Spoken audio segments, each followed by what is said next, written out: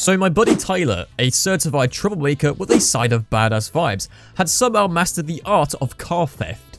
Tyler would steal the cars, drive them around town overnight, and then park them back in their original spots by morning, leaving no trace behind. It was the kind of thing only Tyler could pull off.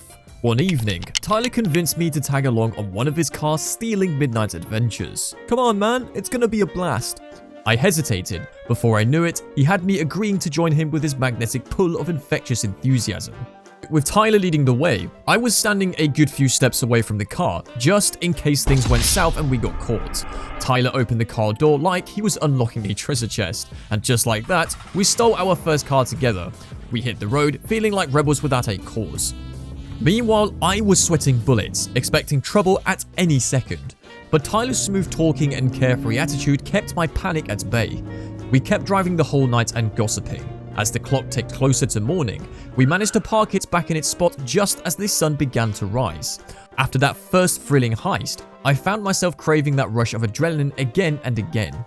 The first few nights were surprisingly fun. We cruised the town in style, blasting music and chatting about life. Then one night, things took a sudden and wild turn. Tyler and I decided to steal a car and take it for a spin up to the mountains. The air was electric and the mood was high until the snow started falling like confetti at a party we weren't invited to. But Tyler was cool as a cucumber, handling the car like a pro. We were laughing, cracking jokes, feeling invincible. Suddenly, our joyride turned into a scene from a slapstick comedy. We hit an ice patch, and suddenly, our car turned into a real-life ice dancer, spinning out of control and smacking into the road sidewall with a thunderous bam. Panic surged through us as we realized we were stuck, the tires futilely spinning in the snow like a hamster on a wheel. Tyler opened the trunk and discovered a shovel inside. Meanwhile, I'm having a mini meltdown, wondering if we'll ever see civilization again. We shoveled, we pushed, we cursed, and finally, after 2 hours of being stuck here, what felt like a mini ice age, we freed the darn car. But we had already wasted 2 hours with this car and we could get caught.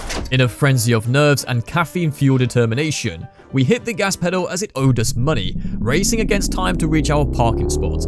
And finally, after what felt like a lifetime of detours and mishaps, we rolled into the parking spot, 2 hours fashionably late. We parked the car, still in a state of disbelief that we had survived the whole situation. We were about to get out of the car, and suddenly a tall, burly man approached the car. Tyler greeted him with his usual confidence, but the man wasn't in a friendly mood. "Is this your car?" the man asked Tyler with a steely glare. "Yes, sir." The man was like, "I'm afraid I'll have to ask you both to step out of the car." There was no indication that he was anything more than an ordinary man because he wore normal clothes, until he revealed himself as the owner of the stolen car we were sitting in, who just so happened to be a cop. It hits us like a bolt of lightning. Just when we thought things couldn't get any worse, the officer's radio crackled to life, and he called for backup. My heart sank as I watched more officers arrive on the scene. Oh boy, we got busted. Before we knew it, we were handcuffed and on our way to the police station. After the interrogation, we were taken to juvenile court, where the judges wasted no time in delivering our punishment and sentenced us to juvenile detention for 1 month. We were living our own version of Grand Theft Auto, except without the respawn option.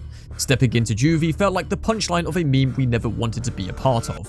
We carried not just the weight of our actions, but also the hope for a future where we'd think twice before stealing cars for kicks. But hey, at least we had some killer stories to tell.